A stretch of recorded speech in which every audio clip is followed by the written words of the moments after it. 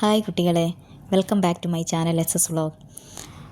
ഇന്ന് നമ്മൾ പഠിക്കാൻ പോകുന്നത് വില്യം ഷേക്സ്പിയറുടെ ദ 7 ഏജസ് ഓഫ് മാൻ എന്ന ചാപ്റ്ററിൻ്റെ ആക്ടിവിറ്റീസാണ്. കഴിഞ്ഞ ദിവസം നമ്മൾ ആ ചാപ്റ്റർ പാഠഭാഗത്തിലെ എല്ലാ കാര്യങ്ങളും വിവരിച്ചിട്ടുണ്ട് നല്ലതുപോലെ. ആ ക്ലാസ്സൊക്കെ നല്ലതുപോലെ കാണുക. ഇനി അതിൻ്റെ ബാക്കി ഭാഗമായിട്ട് വരുന്ന ആക്ടിവിറ്റീസിൻ്റെ കുറച്ച് ക്വസ്റ്റ്യൻസ്, അതിൻ്റെ ആൻസേഴ്സ്, അതൊക്കെയാണ് നമ്മൾ ഇന്ന് ഡിസ്കസ് ചെയ്യാൻ പോകുന്നത്. ക്ലാസ് നല്ലതുപോലെ കേട്ട് മനസ്സിലാക്കുക. ലെറ്റ്സ് റീവൈൻഡ് ആൻഡ് റീജോയ്സ് എന്ന ഭാഗത്ത് 4 ചോദ്യമാണ് ഉൾക്കൊള്ളുന്നത്. അപ്പോൾ അതിൻ്റെ ഓരോ ചോദ്യമായിട്ട് നോക്കി അതിൻ്റെ ആൻസേഴ്സും ഡിസ്കസ് ചെയ്യാം. ഒന്നാമത്തെ ചോദ്യം, how is infancy the first stage of life described? What are the actions associated with it? ഒന്നാമത്തെ സ്റ്റേജായ ഇൻഫാൻസിയെ എങ്ങനെയാണ് ഡിസ്ക്രൈബ് ചെയ്തിരിക്കുന്നതെന്നാണ്. What are the actions associated, എന്തെല്ലാം ആക്ഷനാണ് ഇൻഫാൻസി എന്ന് പറയുന്ന ഫസ്റ്റ് സ്റ്റേജായിട്ട് ബന്ധപ്പെട്ടിരിക്കുന്നത് എന്നാണ് ചോദിക്കുന്നത്. ഒന്നാമത്തെ ചോദ്യം, infancy is the first stage of life. Shakespeare പറയുന്ന 7 ഘട്ടത്തിലെ ആദ്യത്തെ ഘട്ടമാണ് ഇൻഫാൻസി എന്ന് പറയുന്നത്, ശൈശവം എന്ന് പറയുന്നത്. In the stage the baby is helpless and depend on others. ഈ സ്റ്റേജിൽ കുട്ടികൾ, ഇൻഫാൻസി എന്ന് പറഞ്ഞാൽ ശൈശവത്തിൽ കുട്ടികൾ ഹെൽപ്ലെസ് ആണ്, അവർക്കൊന്നും ചെയ്യാൻ ഒറ്റയ്ക്ക് സ്വന്തമായിട്ട് ചെയ്യാൻ സാധിക്കില്ല. ആൻഡ് ഡിപ്പെൻഡ് ഓൺ അതേഴ്സ്, അവർ മറ്റുള്ളവരെ ഡിപ്പെൻഡ് ചെയ്യുന്നു, നേഴ്സസിനെ നമ്മൾ അമ്മമാരെയൊക്കെ ഡിപ്പെൻഡ് ചെയ്യുന്നു. ദ ബേബീസ് ക്രൈസ്, കുട്ടി എപ്പോഴും കരയും. മ്യോലി എന്ന് വെച്ചാൽ കരയുക. ആൻഡ് വോമിറ്റ്, ഛർദ്ദിച്ചു കൊണ്ടിരിക്കും. പ്യൂക്കിങ് ഒക്കെ ഛർദ്ദിച്ചു കൊണ്ടിരിക്കും. ഇൻ ദ നേഴ്സസ് ആം, അമ്മയുടെ കയ്യിൽ നിന്ന് എപ്പോഴും കരയുകയും അതുപോലെ തന്നെ വൊമിറ്റ് ചെയ്തുകൊണ്ടിരിക്കുന്ന ഹെൽപ്ലെസ്സായ ഒരു ഘട്ടമാണ് ഇൻഫാൻസി എന്ന് പറയുന്ന ഘട്ടം. രണ്ടാമത്തെ question, with which age mentioned in the extract do you identify now? Why? നിങ്ങളോടാണ് ചോദിക്കുന്നത്, കുട്ടികളോട് എന്താ ചോദിക്കുന്നത്? Which age mention in the extract do you identify? നിങ്ങൾ ഏത് സ്റ്റേജിലാണുള്ളത്? ഇപ്പം നിങ്ങൾ ഏത് സ്റ്റേജിൽ? 7 ഘട്ടങ്ങൾ പറഞ്ഞു. ഈ 7 ഘട്ടത്തിൽ ഏത് സ്റ്റേജിലാണ് നിങ്ങളുള്ളത്? വൈ? എന്തുകൊണ്ടാണ് എന്നാണ് ചോദിക്കുന്നത്. Answer, the second stage. ഏതാണ് രണ്ടാമത്തെ stage? Second stage. Which is the school boy. എന്താണ് രണ്ടാമത്തെ സ്റ്റേജ് എന്ന് പറയുന്നത്? School boy. അപ്പോൾ രണ്ടാമത്തെ സ്റ്റേജിലാണ് നിങ്ങൾ ഉൾക്കൊള്ളുന്നത്, school boy. This is because I am currently a student going to school.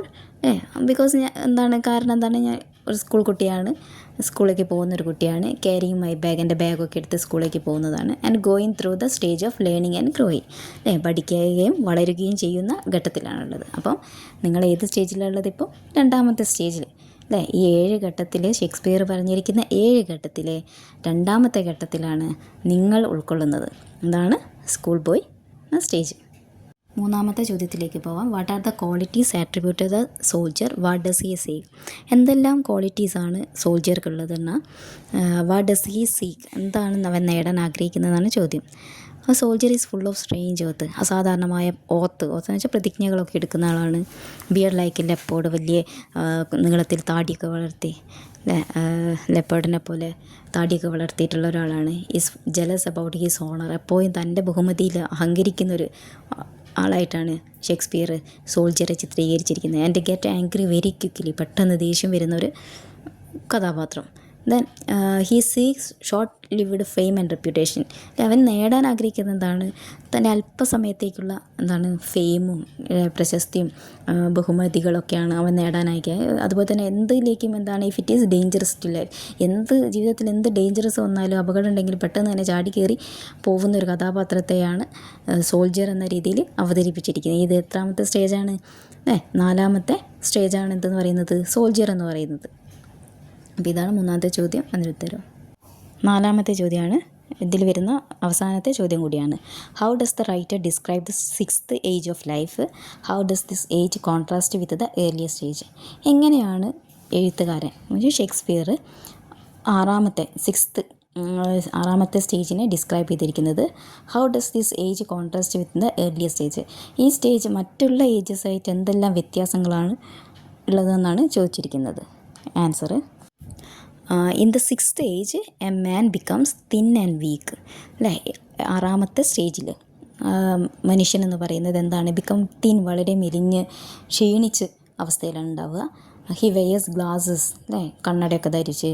And caries A pouch, കയ്യിലൊരു ബാഗൊക്കെ പിടിച്ചിട്ട്. And his old cloth become too loose for his thin leg. അല്ലേ, പണ്ട് ധരിച്ചിരുന്ന ഫിറ്റായ ഡ്രസ്സൊക്കെ ഇപ്പോൾ അവൻ്റെ കാലുകൾക്കൊക്കെ എന്താണ് ലൂസായി തുടങ്ങി. കാരണം അവൻ വളരെ മെലിഞ്ഞിരിക്കുന്നു, അല്ലേ, പ്രായം വന്നിരിക്കുന്നു. ആ 6th സ്റ്റേജ് എത്തുമ്പോഴത്തേക്കും he strong voice changes into a childish voice. അവൻ്റെ ആ സമയത്തൊക്കെ ജഡ്ജും സോൾജിയറും ഈ ലവറൊക്കെ ആയിരുന്ന സമയത്ത് വളരെ ഗാംഭീര്യമുള്ള സൗണ്ടൊക്കെ എന്താണ്, വോയിസൊക്കെ എന്താണ്, വളരെ ചൈൽഡിഷ്, അല്ലേ, കുട്ടിത്തം നിറഞ്ഞ രീതിയിലായിരിക്കുന്നു.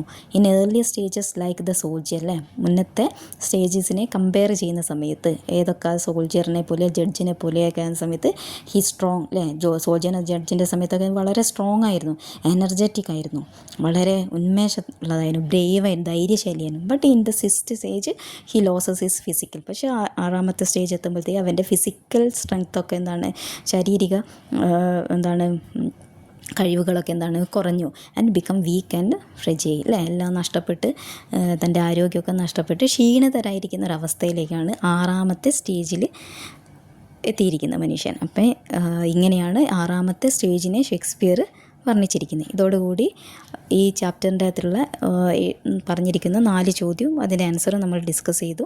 ബാക്കി വരുന്ന ആക്ടിവിറ്റീസൊക്കെ ആയിട്ട് നമുക്ക് നെക്സ്റ്റ് ക്ലാസ്സിൽ കാണാം.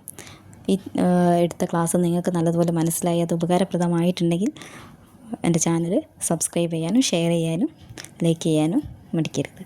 Thank you.